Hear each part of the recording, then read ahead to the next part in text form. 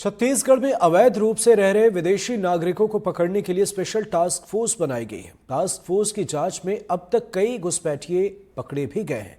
रायपुर में ही अवैध रूप से रह रहे 10 से अधिक बांग्लादेशी नागरिकों को पकड़ा गया है। देखिए रिपोर्ट।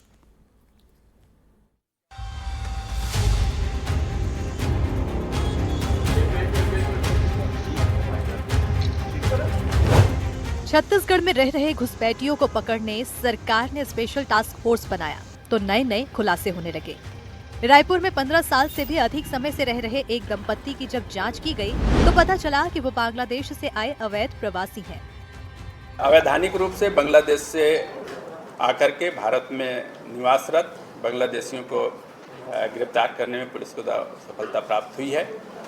प्राप्त सूचना के आधार पर पुलिस के द्वारा कार्रवाई करते हुए थाना टिकरापारा क्षेत्र अंतर्गत धर्मनगर से ज्योति के मकान से एक परिवार बांग्लादेशी परिवार को गिरफ्तार किया गया है। गिरफ्तार लोगों में से दिलावर पिता स्वर्गीय मोहम्मद सलीम निवासी मुंशीगंज बांग्लादेश एवं उसकी पत्नी परवीन बेगम और उसकी एक नाबालिग पुत्री शामिल है। घुसपैठ कर बांग्लादेश से भारत में घुसे 12 से ज्यादा लोगों को 15 दिनों में रायपुर में पकड़ा गया है। इसके अलावा दुर्ग में भी 7 बांग्लादेशी नागरिकों को गिरफ्तार किया जा चुका है। अवैध प्रवासियों की धरपकड़ को लेकर राजनीति भी तेज हो गई है।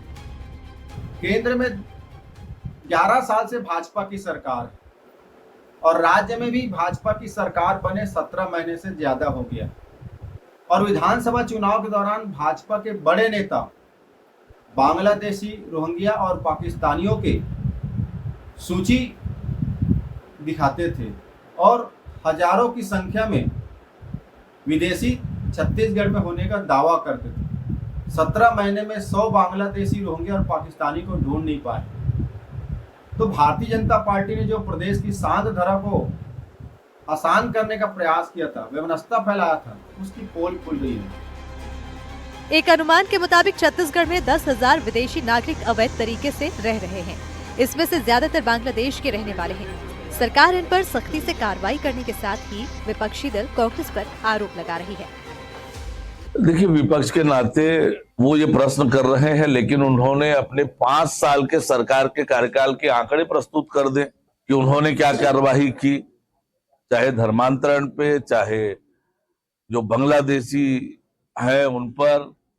पहले वो अपना रिपोर्ट कार्ड प्रस्तुत करें। हम तो लगातार कार्यवाही कर रहे हैं, ये दिख भी रहा है कि कार्यवाही हो रही है। छत्तीसगढ़ में अवैध प्रवासियों पर पुलिस के स्पेशल टास्क फोर्स द्वारा की जा रही कार्रवाई क्या रंग लाएगी, यह भविष्य में ही देखने को मिलेगा, लेकिन इस पर सियासत जरूर शुरू हो गई है। रायपुर से कैमरा सहयोगी प्रवीण साहू के साथ नीलेश त्रिपाठी, NDTV।